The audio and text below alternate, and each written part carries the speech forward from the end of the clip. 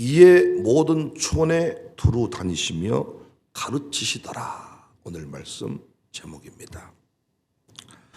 오늘 본문도 여러분과 제가 감당해야 될 목회, 양육, 전도의 원리가 담겨져 있습니다.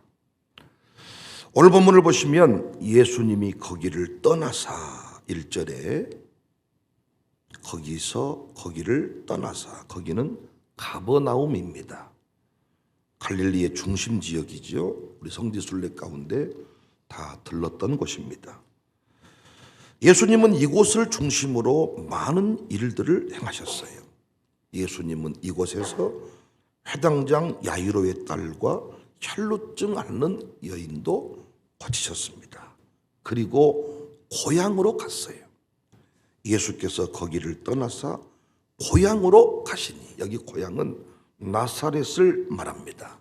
물론 태어난 곳은 베들레헴이지만은 예수님이 자라나신 곳은 나사렛. 나사렛과 가버나움은 약 30분 정도 떨어져 있던 것으로 기억을 합니다. 예수님은 왜 고향에 가셨는가? 여러 의견이 있어요. 잠시 쉬러 가셨을 것이다, 이런 의견도 있지만 저는 고향에 복음 전하러 가셨다. 그 결정적인 증거가 2절에 보시면 안식일이 되어 회당에서 가르치셨다. 쉬러 갔으면 쉬어야죠. 고향의 영혼들을 포기할 수 없어서 사명감으로 찾으신 것이지요. 당시 예수님을 만나고자 했죠. 많은 사람들이 예수님 만나면 많은 문제가 해결이 되었지요. 그런데 이 예수님의 고향 동네만큼은 예수님이 권능을 행하지 않으셨어요. 예수님만 만나면 별 볼 일 없는 인생이 별 볼 일 있는 인생이 되는데, 아픔이 기쁨으로 바뀌는데, 예수님이 고향 동네에서는 아무 일도 행하지 않으셨다. 권능을 행하지 않으셨다. 5절, 거기서는 아무 권능도 행하실 수 없어. 다만 소수의 병자에게 안수하여 고치실 분이었다. 목회하면서 늘 경험하고 나름대로 힘들다면 힘든 일이 마땅히 기적이 있어야 될 곳인데 기적이 없어요. 간증이 있어야 그 간증으로 제가 목회하기가 수월할 텐데, 간증이 있어야 될 직분자들이 아무런 간증이 없다는 것이지요. 이게 참 힘들다면 힘듭니다. 왜 마땅히 기적이 일어나야 될 동네에 아무 일도 일어나지 않았을까요? 3절이 그 이유입니다. 이 사람이 마리아의 아들 목수가 아니냐? 야고보와 요셉과 유다와 시몬의 형제가 아니냐? 그 너희들이 우리와 함께 여기 있지 아니하냐? 함께 지냈던 고향 사람, 늘 만난 가족, 친족 이었기 때문에 기적을 만날 수가 없었어요. 여기서 우리는 중요한 원리를 깨닫죠. 믿음은, 기적은 결코 일방적이지 않습니다. 믿음의 성장은 관계적입니다. 받아주는 수용성이 있어야 권능이 나타납니다. 여러분이 여기 있는 목사를 받아들이지 아니하면 기적은 일어나지 않습니다. 전도왕들이 가족 전도 못하는 거 잘 아시죠? 세계적인 부흥사들이 당신의 자녀와 부모를 구원 못하는 경우가 있다는 것도 아시죠? 언제부터인가 여러분이 교회에서 기적을 만나지 못했다. 설교에 스파크가 튕기지 않는다. 너무 익숙해서 그래요. 너무 익숙해서. 저랑 너무 밥을 많이 먹어서 그래요. 익숙함이 좋은 것이지만 익숙해지기 위해 몸부림을 치지만은 익숙함 때문에 은혜를 받지 못한 경우가 많아요. 그래서 제가 여러 차례 말씀을 드렸지만 개인적으로 친해지지 마라. 개인적으로 자꾸 집에 불러들이고 그렇게 하지 마라. 우리가 익숙함이 좋은 것이지만 익숙한 자들이 기적을 만나지 못해. 아닙니까? 오래 저랑 산 사람이 기적을 만나지 못할 때가 많아요. 여하튼 예수님은 고향에서 배척을 당했습니다. 자존심 상하는 일 아닙니까? 제자들에게 면목이 없는 상황 아닙니까? 우리로 치면 가족도 전도 못하면서 무슨 새가족 양육이야. 남편도 구원 못했으면서 아들도 딸도 전도 못했으면서 무슨 전도왕이야. 말할 수 있겠죠. 네 교회 장로님도 권사님도 5대 신앙으로 안 사는데 너 무슨 다른 교회 5대 신앙 붕해야. 마귀는 이 부분을 교묘하게 물고 늘어집니다. 그래서 우리 교회 안에서도 이 말씀에 자유롭지 못한 자들이 있어요. 그래서 어느 순간 자녀가 신앙생활을 하지 않는 것 때문에 자기 신앙도 계속 퇴보하는 모습을 보이는 분들이 계세요.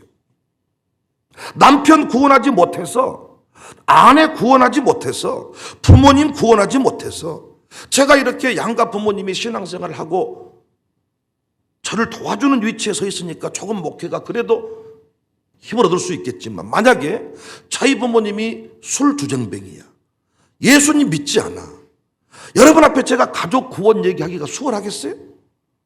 여러분이 가족 구원하자고 말할 때 여러분이 저한테 말하고 싶지 않겠어요? 목사님 부모님이라 먼저 구원하세요. 목사님 자녀나 좀 구원하고 내 아들 딸 우리 아들 딸 세우자고 좀 말하세요. 말하지 않겠냐고요. 위축당할 수 있겠죠. 재밌는 사실은 우리 예수님이 지금 그런 상황에 놓여 있다는 거예요. 고향 동네에서 촤 멋지게 역사를 일으키고, 이야 역시 다르시네요 이래야 되는데 고향 동네에서 아무 일을 행하시지 못했다. 제자들에게 상당히 쪽팔릴 일이 아닙니까?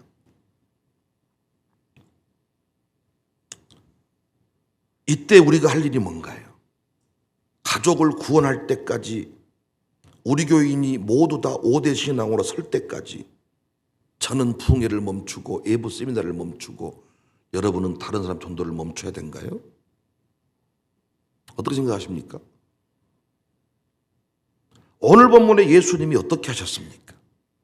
아무 권능도 하실 수 없으니까 아이고 우리 동네도 변화 못 시켰는데 내가 무슨 일을 하겠냐. 이제부터 다 끊고 우리 교회 목회에, 우리 동네 목회에 집중해야 되겠다. 그랬습니까? 내 아들 딸들만 구원하는 일에 집중해야 쓰겠다. 내가 지금 필리핀 선교할 때가 아니다. 내가 지금 소학도 교회 도와줄 때가 아니다. 그랬습니까? 오늘 제 얘기를 잘 들으셔야 돼. 5절 6절입니다.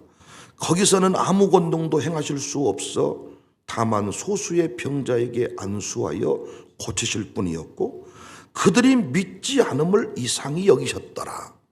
그리고 좌절하고 낙심한 게 아니라 이에 모든 촌에 두루 다니시며 가르치셨다. 안 되는 고향 동네 일단 그냥 두고 되는 촌으로 다녔다는 얘기입니다. 저로 치면 우리 노예가 배균형을 몰라주니까 야 우리 노예도 몰라주는데 내가 무슨 다른 교단에 가서 복음을 전하겠냐 이렇게 하는 것이 아니라 못 알아주는 광주 노예 그냥 두고 못 알아주는 광주 지역 선후배 그냥 두고 알아주는 경상도에 알아주는 서울에 알아주는 경기도에 가서 열심히 복음을 증거하라는 것입니다. 되는 쪽으로 열리는 쪽으로 환영하는 쪽으로 나아가라는 것입니다. 우리 교인들이 늘 경험하는 일 아닙니까?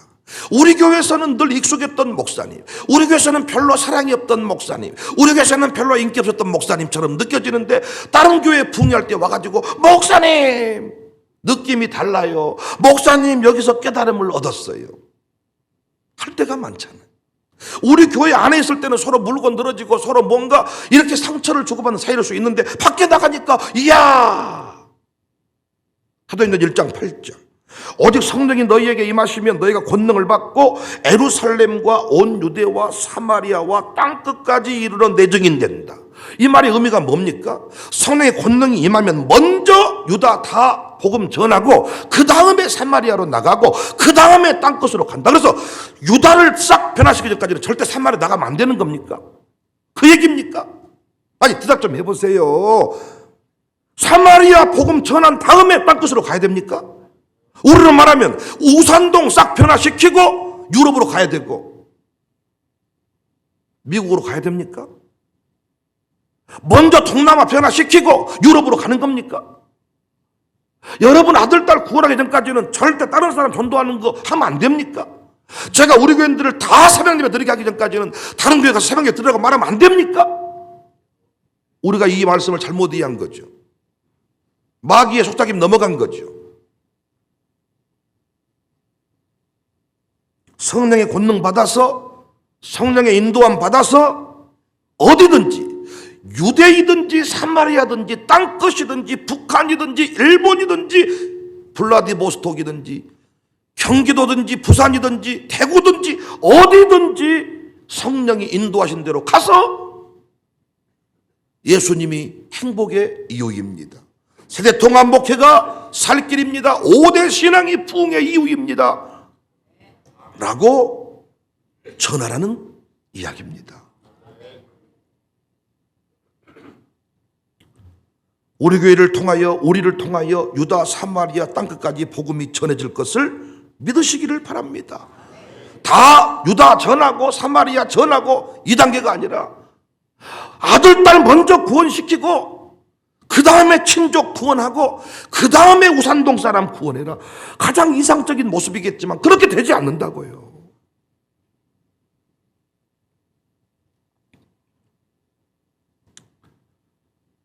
우리 동네에서 먼저 백목사를 알아줄 것 같지만 그렇게 되지 않아. 어떤 의미에서 저에게는 우리 노예, 우리 지역, 제 동기가 땅끝일 수 있어요. 다른 교회 다른 목사님들은 제 세미나 초청을 위해서 수개월 전에 스케줄을 달라 그래. 여러분이 고개를 안 끄덕거려줘도 사실이에요.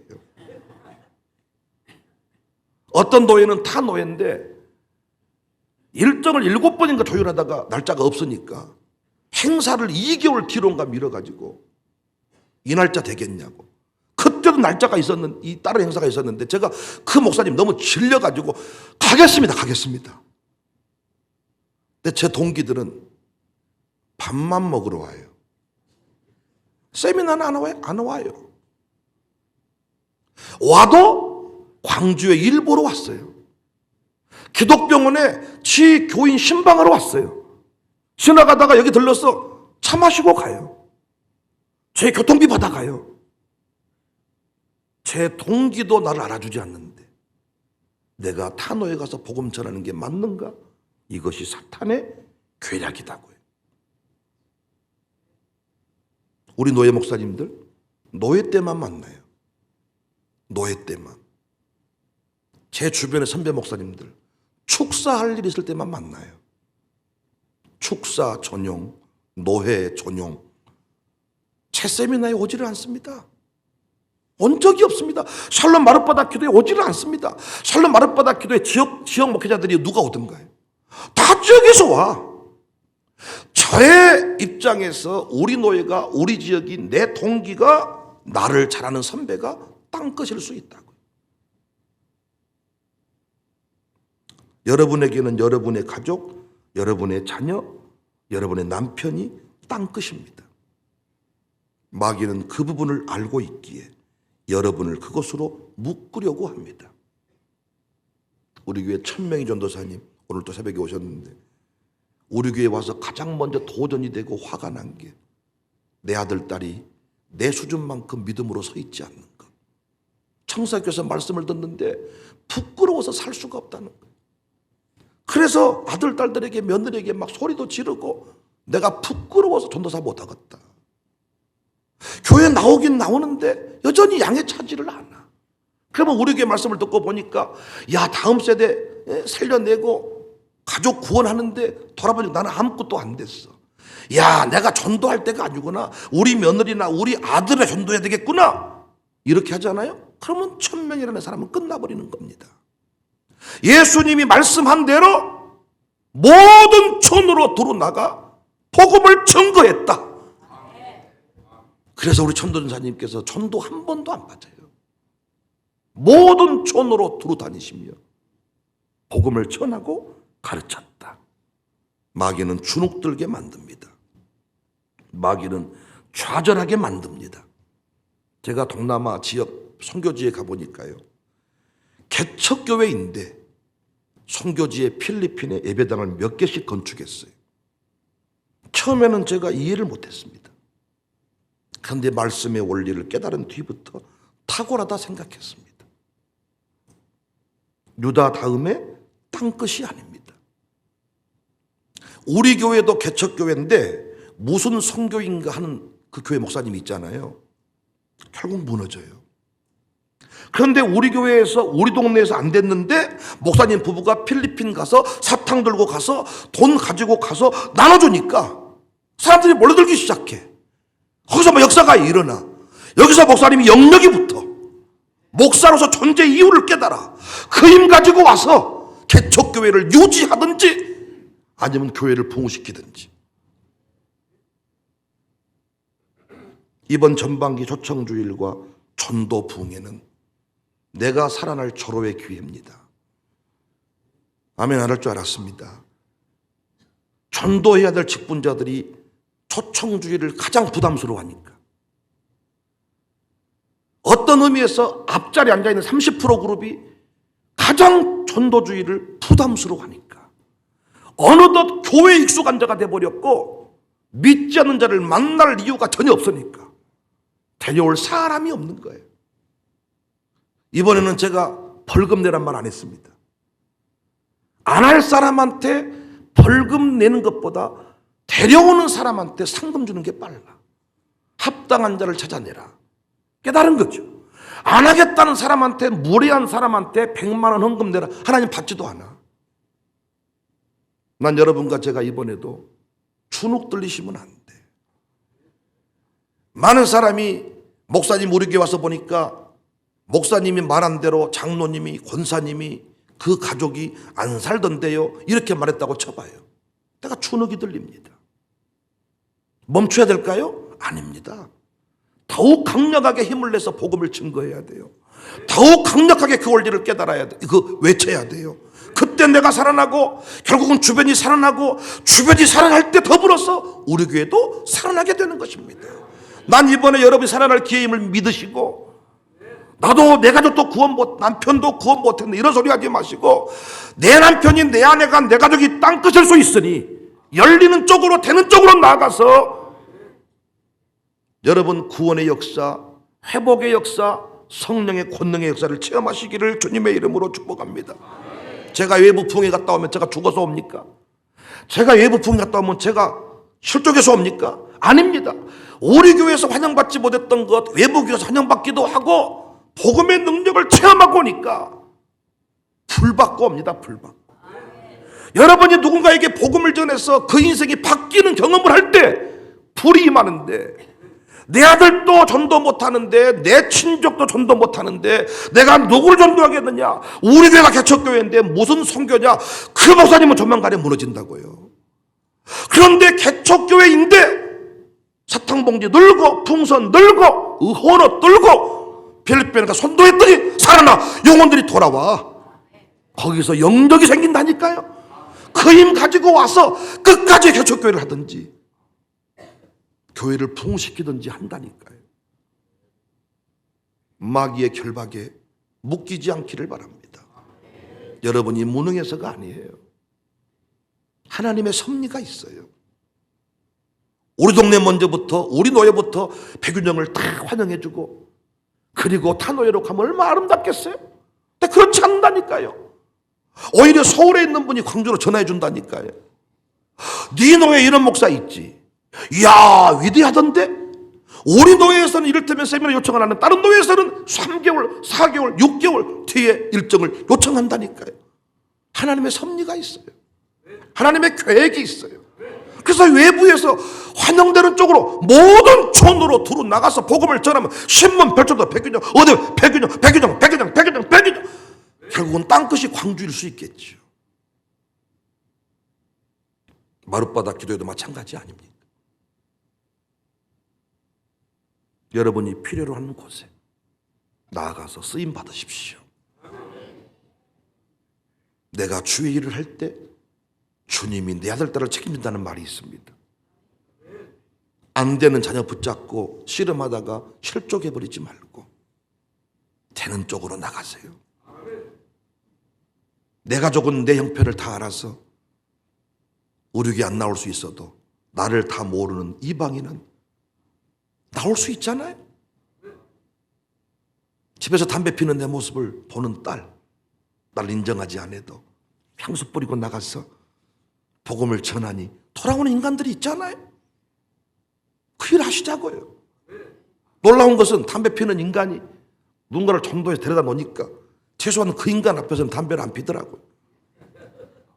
데려오니까 그 인간 때문에 우리 양육사들이 성품이 좋아서 믿음 좋아서 이렇게 세워진 경우도 있지만, 아니, 양육사로서 가정교회가 성도 나를 지켜보고 있다는 생각 때문에 이 자리에 나올 때도 있습니다. 성장을 하는 거예요. 아들, 딸은 구원 못했어도 가정교회 식구들은 살려내고 있잖아요. 그 일을 하다 보면 능력이 붙어서 아들, 딸들도 남편도 구원하는 겁니다. 지금 상태에서 아들, 딸이 낳아본들, 내가 보는 관점에서 썩 좋은 것이 아닐 때가 있어. 우리가 무르익지 않아서, 정점을 찍지 못해서 하나님이 기다리시는 거예요. 하나님이 내 마음 중심 전부를 드렸는지를 지켜보시는 거예요. 우리 교회가 전반기 전도주일, 난 너무 기대가 됩니다. 분명히 구원하실 영혼이 있으셔서 그물을 내리라 하신 거예요.